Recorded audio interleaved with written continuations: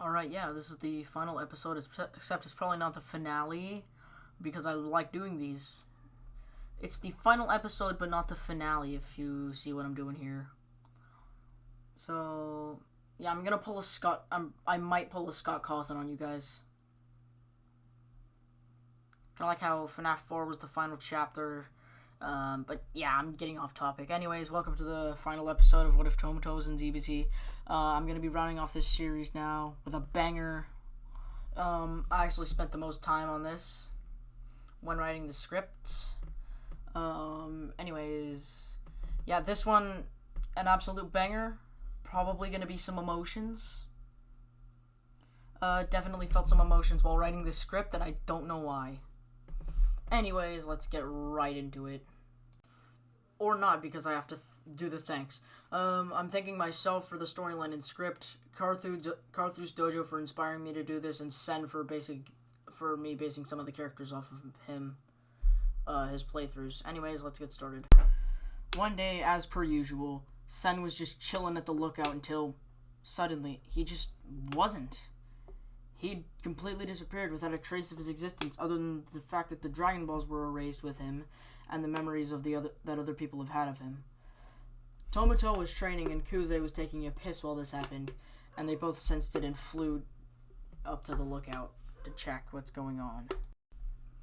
When Sen and Kuze had gotten there, they noticed that Sen was completely gone, as well as the Dragon Balls. They decided to investigate, as they saw that fighters were dropping left and right. So they flew over to the wastelands. Once they had arrived at the wasteland, Tomuto immediately powered up to Super Saiyan 3. Just enough so that he had the strongest power level on Earth at the time, but just little enough so that if the strange man didn't have God Ki, he'd notice. Tomuto heard something land near him, and almost immediately as he activated Time Dome, dodging the man's palm strike that landed behind him. The strange man congratulates Tomuto for being the first ever to dodge his attack and introduces himself as Toenails, the embodiment of erasure. Kuze was itching for a fight at the time either way, and took on this challenger alone. Powering up into Time Dome, he was somewhat of a match for Toe, though in the end Kuze was erased. Tomuto, overrun with anger, stepped up and battled with Toe, being a match for him. Though later on, Toe had gotten bored and decided he'd had enough. He palmed the floor. Suddenly everything went dark. The universe had been reset. Even with the universe being deleted, Tomuto still had consciousness and still saw that he was floating around in the same void as Toe. He then remembered a technique that Sen had taught him before. Whenever he was in trouble and his enemy was weaker, had a lower power level than him, he used the technique called the black hole, basically erasing anything in its path with a lower power level than the user from existence. He checked Toe's power level.